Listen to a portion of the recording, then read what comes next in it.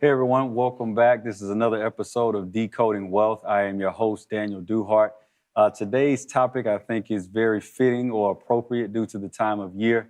We're going to talk about some advice during tax season, some different tax strategies. My guest for today is a very familiar face for those of you that follow the show. He was on with us for last season talking about some tax strategies, and so I wanted to bring him back to just further that conversation. So, Demario, man, thank you for joining the show. How are you? Good. Definitely want to give out some good advice today and help those folks who are trying to file their taxes or plan in the future, right? Yeah. So again, this is a very appropriate time for it, man. I think that it's always good to get some helpful tips around tax strategies and things like that. Before we go into that, for those that may be unfamiliar with you, man, I want to give you a moment just to tell a little bit, not only about yourself, but really about your firm and the services that you all offer. Yeah, definitely. So I am a CPA and we're a Black-owned firm here in Georgia, but we do actually virtually now during the pandemic. And I'm originally from Michigan, so a big base of my clients are there and in Georgia as well, since we're located here now. And we really try to focus on a few main areas when we service clients. One would be tax services for personal and business taxes, and we focus on strategy rather than just compliance in that regard, because we want to make sure we're saving our clients money when it comes to taxes Right. or giving them advice and strategies to implement. We also work with small business owners in our business service area, where we help from business formation to implementing bookkeeping and payroll, as well as offering some consult audit. Uh, Another piece with financial services as an insurance brokerage. So we are helping clients now with their insurance needs, and we want to just make sure that our clients reach financial success in all three areas. So we don't want to be just focused on taxes. We want to be a Right. one-stop shop for all those services. Awesome, man. So it sounds like it's a lot that you all bring to the table, a lot Yes. that you can do for a client, but I'm pretty sure that for the clients that you all have, man, they see that as a huge benefit that you can offer them all of those services. Mhm. Today, man, it's a lot that we have to talk about. Instead of asking some questions, it'll be more so topics or points. And I just kind of wanted you to either elaborate on it or maybe explain the difference between the Mhm. two. So one of the things that I think a lot of people have questions about, first off, is, tax professionals versus self-prepare software. Mhm. So really, what's the difference between the two? Mhm. So when you talk about a tax prep software versus a professional preparing, now professionals will use a tax prep software, but they have a lot of self-prep softwares like your TurboTax or maybe Uh, H&R Block, or they have a free service to file online with the IRS. But the biggest difference I would say is you're not going to get much advice from the self-prep software. So if there's a more complicated tax return, it's not going to be beneficial if you just put that information. They're not going to give Makes you sense. some Yeah. of those tips and hints, or if you're having challenges, you got to deal with maybe a customer service representative, and you may not even know how to explain your tax situation or problem, because taxes are complicated.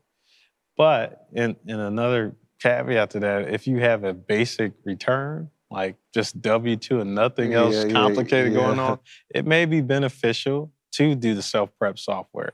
But if you have complications or different tax strategies you're trying to implement, if you're a business owner, Yeah. if you have different credits that you're trying to itemize, you want to make sure you talk to a professional, Yeah. right? Because the professional is going to give you a little bit more advice and kind of customize that to working with you and understanding and knowing you that the software may miss, right? Because I always like to say to my clients, you don't know what you don't know. Yeah. And if you don't know it, you definitely can't tell the software to do it right. So there still needs to be that human factor when you're talking about taxes and you have complicated taxes. But if you have a simple return and there's no issue, never had issue, you're not really looking for tax strategy, I would say then you would want to use those softwares. But Yeah. it's better to hire a professional, or at least have a consultation or one, even if you don't want them to prepare it. That way they can give you some advice on how to use those platforms too. So Right. you could use the best of both worlds. Yeah, and personally speaking, I can definitely speak to the benefit of having a tax professional because, like you said, you don't know what you don't know, and so, I just believe in with certain things that you do, you should trust the experts in that field. Mm-hmm. And so, like you said, sometimes if you have quote unquote a little bit more complicated tax return or something like that, I just beneficial to have someone that can look through, advise you on the different or the do's and don'ts of Right. how to approach your tax return and stuff like that. So it's good for everyone to hear the difference between the two. And like you said, it's just a matter of preference based on your situation and what everyone is comfortable with. But again, for me personally, I think that there's a lot of value in having a subject matter expert or a tax professional to provide you with that advice.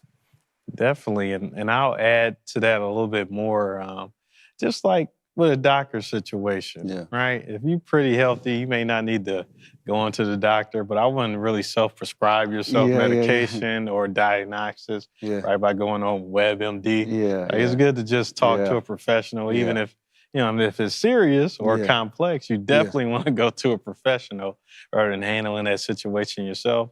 And it's just like we're the experts in the field, and at least having a conversation will help you a lot more than thinking you can do everything on your own or have to do everything on your own. If you don't know that you can get a tax professional. Right. And then there's different levels of tax professionals too.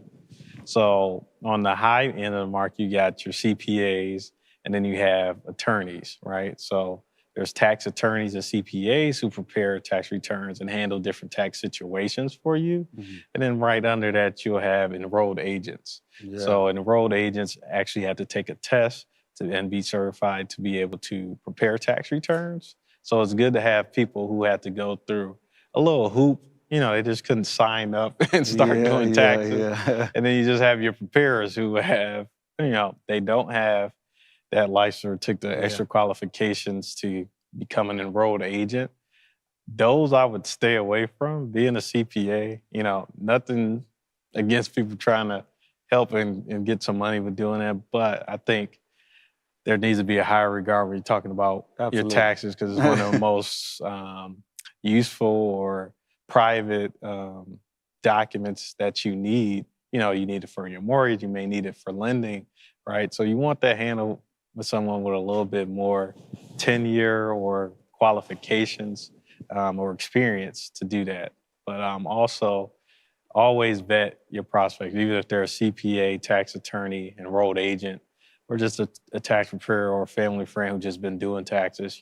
Vet them out, ask them questions. Don't just give them the document and say, here, give me the biggest return or best return, because that may not always be the best strategy, because the IRS will come to the door, and that's the last person you want to visit you asking questions. So just be cognizant and seek professional help and know the difference between the levels of professionals. Let's have a therapeutic conversation about how and why does resentment come about. You can't get resentment unless you've had repeated adverse experience and feelings, okay? As things happen to us, and it happens to us repeatedly, it has an adverse or negative impact, okay? And this is often the birthplace of negativity, the birthplace of bitterness.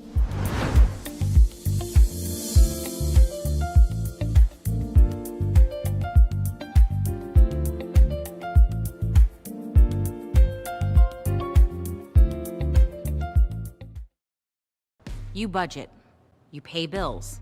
Yet somehow, women like you, like me, Are 8% more likely than men to live in poverty in retirement. So here's what we're gonna do now.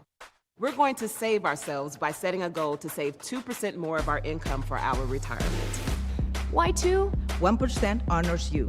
And 1% honors all womankind. So come on, learn more about the 2% challenge at WeSaySaveIt.org. Share with us some good advice from a biblicist on dealing with difficult text. do the work of interrogating the text. When you interrogate an unpopular text or an unpopular treatment of, that's where it becomes a challenge, in that it's going to create some dissonance for the hearer initially. But I believe that there's always something important that Spirit is showing us that we need to see, that maybe we need to be doing different.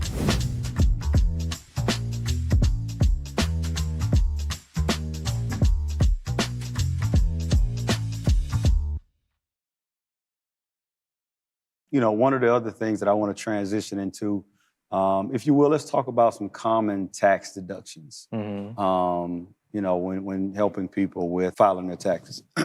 Yeah, so there are a lot of deductions you can take, and a tax deduction is something that will minimize your tax liability. So deductions are good, right? So say you have a gross income of $50,000. You want to take deductions to reduce that income down before it's taxed. So Right. your net income or adjusted gross income is after those deductions that you take. Right. So that's how you pay less on taxes by utilizing deductions properly. Now they'll differentiate based off, you know, personal deductions and business. A lot of folks will have, you know, some of the common ones are like the standard deduction. And we'll talk about itemized versus standard a little bit later. So I'll go into detail about that. But you have the standard deduction, which is typically $12,550 this tax season, right? So that's going to reduce that income down before it's taxed. And then you have deductions like if you're an educator or teacher, you get to deduct $250 off of your income based off you purchasing supplies for your classroom and things of that nature. If you pay interest on things, say student loan interest, a mortgage interest, property taxes, or even interest as far as like earning interest, you're probably gonna pay tax, but if it's an interest that you have to pay, you know you can deduct that on your tax return. So it's important to know those type of deductions. And then the bigger one a lot of people will utilize is like the child tax credit, right? That's a big credit. That's a deduction for people that gives them money back, right? So some of our deductions are just reducing our taxable income, and some actually have a refundable balance. So the child tax credit is one of those things that gives you money back if you can take that. Okay. And then there's a earned income credit. So when you make under a certain amount of money in a year, you get an earned income credit that helps give you more money liability. And then if you have young children that have babysitters, after school programs, there's a child dependent credit. And that's a big one this year because it used to not be refundable. So you couldn't get cash from it, but it would reduce your tax liability. But now you can actually get an increased refund based off that deduction or credit. So there's a multitude of them that you want to look for. And then there's charitable donations. So if you have tithes and offering, or you give to Goodwill, those receipts or keep track of that detail. So you can deduct that from your expense, you know, your income at the end of the year. And then you have things like medical deduction for our older folks who may have, you know, medical bills or, you know, complications. Even, you know, due to COVID, there was some complications where you have out-of-pocket medical expenses. And those are tax deductible if they reach a certain level. So you want to make sure all these things are captured and knows about these things because, you know, they need to ask certain questions to understand you a little bit more to be able to take these deductions or even introduce them to you, all right? Because as me, I'm going to ask things about you because I can't just list every deduction in the tax code. The thing is 70,000 pages. So I need to learn a little bit more about you and your activity so you can do your to job. give you those deductions, right? And then on the business side, plethora of them, right? There's a lot of things from home. A lot of people are working from home. And it used to be that you could take that deduction personally, but you can't anymore. But as a business owner, if you utilize your home office space, that's a deduction you can take against your business income or vehicle expenses. A lot of business owners have to meet clients or travel for business using their vehicles. They could take a deduction against whether they lease or buy that car They can depreciate it as an asset against business income. They can write off their mileage straight up, or they can take gas and insurance and lease payments based off the business usage off their tax return. So you want to know these things and implement these things properly on your tax return, because it saves you money on taxes. Yeah. No one wants to pay tax bill, right? They want to reduce that as much as possible to keep more money in their pocket or reinvest if they're business owners too. So some of those are the basic ones that people may not know or may know, but there are a lot of them out there, and that's why I think it's important to have a tax professional go over your situation to identify which deductions or tax breaks you can take. Right, and that's what I was about to ask too. Are there, whether it's on the personal side or whether, on the business side, are there quote unquote some common tax deductions that most people don't think about, or, that you kind of advise them to say, hey, don't forget about this, or, what are some of those type of deductions? I would say one that I'm finding my business owners don't know is the executive compensation plan. So IRS has a code 126 over executive compensation. So these plans can be used in a business that the business pays for the business owner or employees, and it's a tax deduction for the business. So if you're and you're only employee, you get to treat that as a personal wealth builder, as well as a tax deduction on your business. Right? So you kill two birds with one stone, essentially. So it nets out and you win. So you can't really lose there. So a lot of people don't know you can do that because on the personal side, you can't deduct that against your taxable income. But as a business, you can. So that's one of those complicated ones I like to throw out there. But you're right. It's probably something that a lot of business owners aren't aware of. So. And one I really like that people can use because they have their home and they can use their home for business activity is the Augusta Rule. So all my folks from Augusta, Georgia may know about this or heard about it, but the Augusta Rule essentially allows you to rent your home to your business for up to under 14 days. And the reason it started is because the people in Augusta, they had the PGA tournament, which I'm sure you're familiar with. And they would rent their home out to travelers that came during that time, but they didn't want to pay taxes because they're not in the business of renting real estate. Right. So what it allowed them to do is rent up to 14 days and not take that as taxable income personally.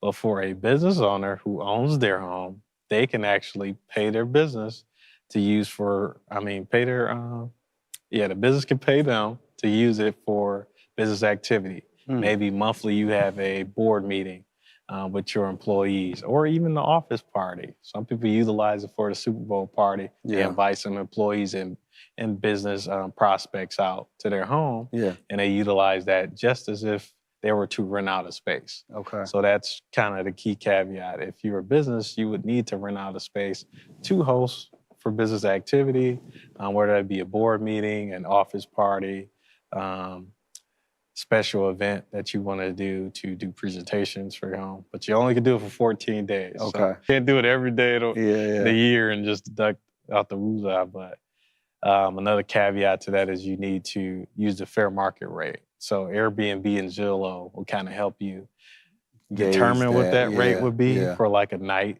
or a whole day of use. And you can use that as the deduction. Okay. So a few more pieces to it, but I can't give out too much free game. You got to call me for that. Yeah. But that's a great deduction for business owners to reduce their tax liability right there. All knowing my boy, Will Smith. His tone is a very conversational tone, and he has the ability to be a storyteller because he is a actor. And so this book was more of a page turner. I really enjoyed hearing and listening to him narrate the book. Also, I think it was a really great book because he was just so open and honest. And I don't think he really left anything out. He talked about everything in the book. And I just want to throw this out there, that this is basically one of my favorite memoirs. And you know how I feel about the other book that I have read.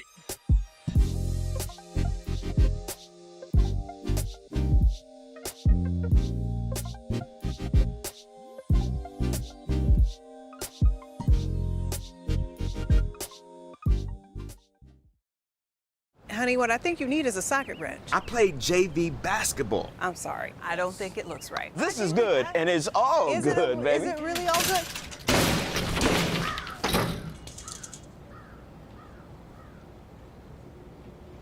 If you love me enough to routinely test your handyman skills, not to mention the strength of your marriage, then of course you'll visit nhtsa.gov/the-right-seat to make sure I'm in the right car seat. I'm gonna call my dad.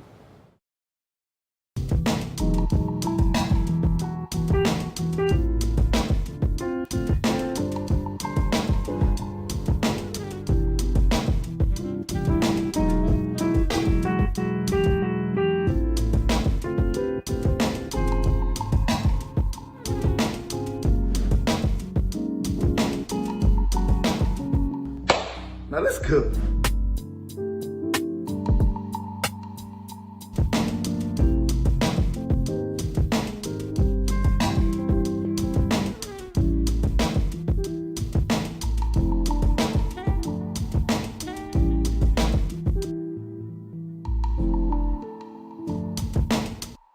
Now, when we were talking about some of the common tax deductions, I heard you say something around, itemized versus some of your standard tax deductions. So tell us, I guess, just the difference. So it's a very important thing to understand, and it's kind of complex too, because you only get to take one, either standard or your itemized. So itemized composes of some of the things I was mentioning early, right? So your interest that you pay, taxes that you pay, maybe it's your vehicle tax, your property tax, and then the tax withheld on your W-2 wages. Right. Applies to that. And then you have your charitable donations, a medical expenses over a certain amount. And you used to get miscellaneous things for like casualty and loss, but they did away with those unless you have a special type of job in the government for that application. So all those things added up determine your itemized deductions. Okay. So if your itemized deductions are over your standard deduction, which if you're single is $12,550, you would take the itemized. But if it's under, say you only have 6,000 itemized deductions, you have to take the $12,550 because it's the higher number, which gives you a bigger deduction. Right. So a lot of people will say, well, how did my X, Y, and Z itemized deduction apply on my tax return? Well, you probably didn't have enough to take the itemized deduction, so we took the standard for you. And I have to explain that to clients sometimes because they'll think, oh, well, you left this out, right? No, we can't take the deduction, and that will actually hurt you in regards to your tax return if we took the the itemized over the standard when the standard was higher. Yeah. So you kind of have to judge it and use professional judgment. That's one of the things, TurboTax, they're not gonna tell you that. If you wanna take the itemized and it's not beneficial for you, then you took it. And they probably didn't explain it well enough for you to take the higher number. Okay. So things like that are very important to know when it comes to standard and itemized. And, just use a tax professional or consult with them on how I can itemize. Yeah. And you'll see higher income earners will try to get that itemized number higher, especially single individuals have high income. They'll want to, buy a home, buy a bigger home, because the mortgage interest and the property taxes on it will give them a higher tax deduction. Put it in there. Okay. And then you have deductions too within retirement contributions.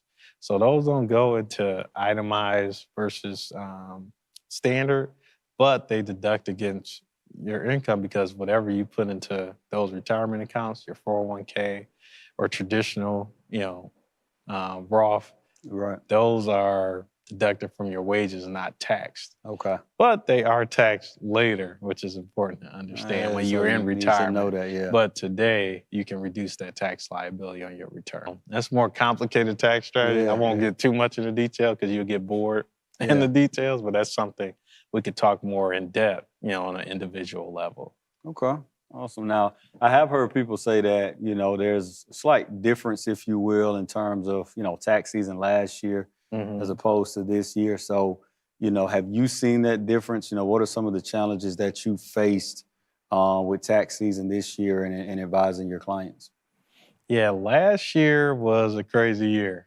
We had the pandemic.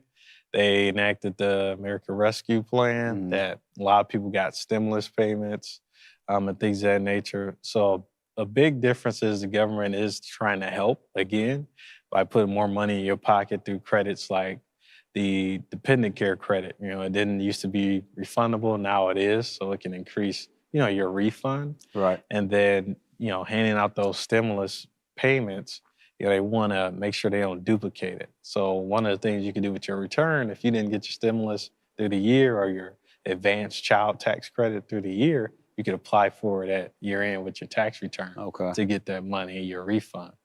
But, and a caveat to that, if you paid or got paid throughout the year, and I'm going to give it to you again at tax season. So a lot of people see a reduction in their tax return from previous years, and they'll say, well, what happened different this year? I've been doing the same thing, had the same number of kids or whatever their situation is.